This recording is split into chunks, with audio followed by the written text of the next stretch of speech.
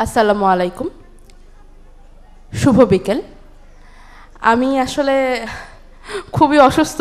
আমি কথা বলতে পারতেছিও না, ভালোভাবে বলতে চাচ্ছিলামও না, কিন্তু 14ই জুলাইয়ের এই সময়টায় আমাদের জন্য বিশেষ করে তখন ঢাকা বিশ্ববিদ্যালয়ের হলে থেকে আন্দোলন করছিল যে সমস্ত মেয়েরা, তাদের জন্য খুবই আবেগতাড়িত একটি মুহূর্ত।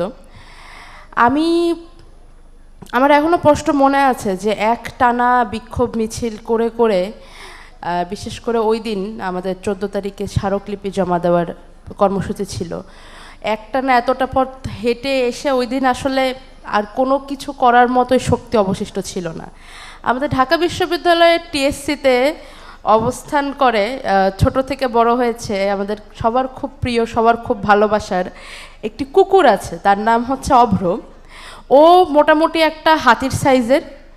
ওই দিন রাষ্ট্রপতির বাসা থেকে পুলিশ যেন ওর ওপরেও কোনো ধরনের কোনো আক্রমণ না করে, রাগ না দেখায়, ওকে আমি আর আশরেফা আমরা মোটামুটি কাঁধে করে নিয়ে আসছিলাম।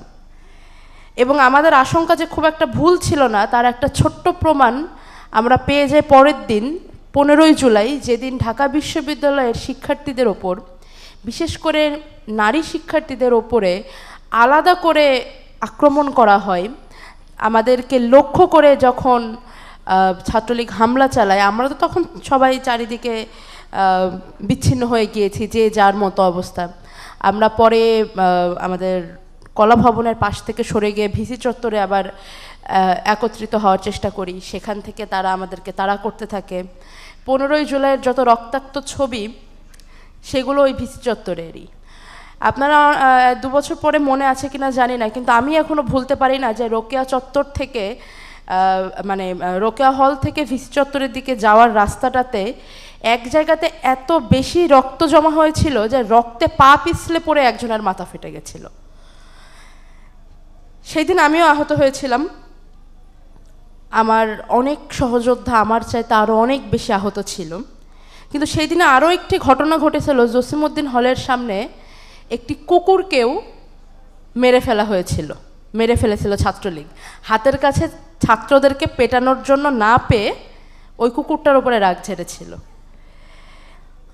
এই জুলাই আমাদেরকে দেখিয়ে গেছে যে মানুষ বা মানবেতর কোনো প্রাণ বা প্রকৃতির কোনো অংশই স্বৈরাচারের কাছে বিন্দুমাত্র নিরাপত্তা পায় না।